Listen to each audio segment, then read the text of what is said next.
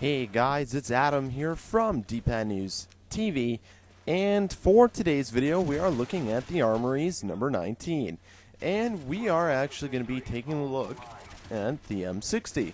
Since not many of you voted last week, I had to take the one that was most popular, and that was evidently the M60.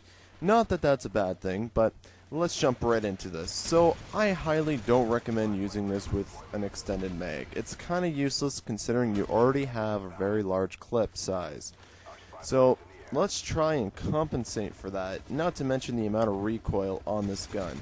I don't recommend using it like this at all, so this part is going to be really short.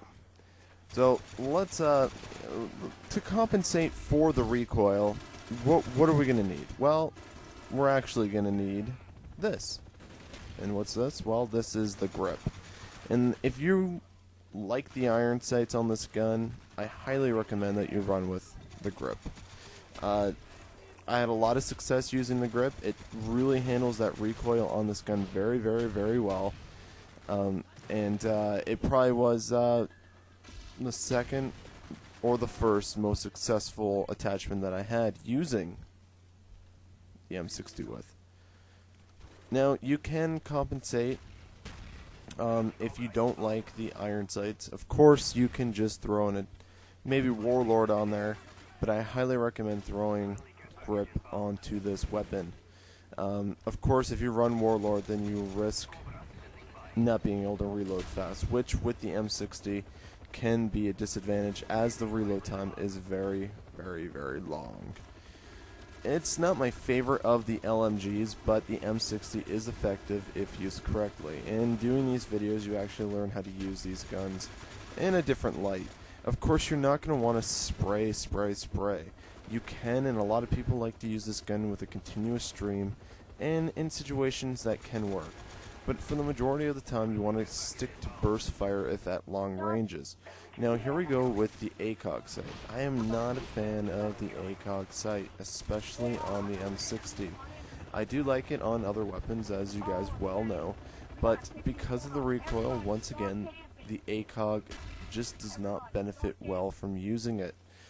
It doesn't handle it very well. Now, in terms of accuracy, like always, the ACOG is a very good attachment in that sense, but once again, because of that recoil, you're eliminating that accuracy. It's giving you that punch back. I should have died there. I really don't know how I didn't. So out of the sights, I don't recommend using the ACOG.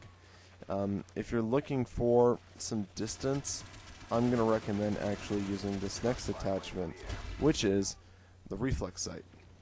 So with the reflex sight, it gives you that moderately long distance shot, which is nice, especially in scenarios, for example, like here, you have this guy down in second chance, and then you have that guy down there. Now, excuse me, normally you would actually be able to hit him if you weren't being fired at from all other angles, but shoot and burst, kind of like that, just, you know. Burst shots with the M60 with a reflex sight, and you're going to get a good accuracy. Now, in this video, you're not going to see the red dot sight, and that's because there was a recording error. I was recording a game that we got into with the red dot sight, and more or less what happened was that there was a connection issue, so we got kicked, so we had to find a new game, so I ended up stop recording, and then I just forgot to keep recording afterwards. So you're not going to see the red dot sight, but the red dot sight is a very good attachment.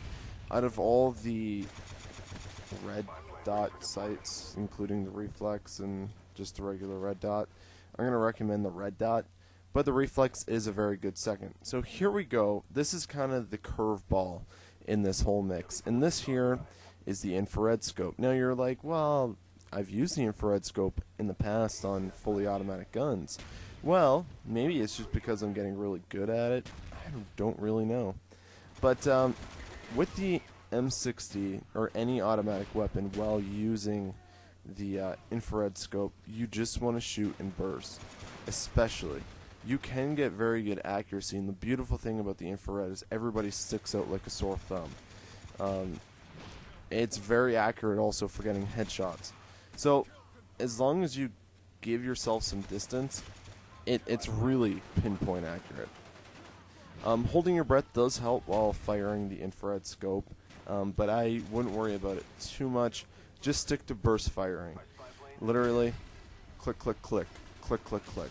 3 clicks, 3 bursts. Just let it go. Don't ever hold it down. That's going to screw you big time.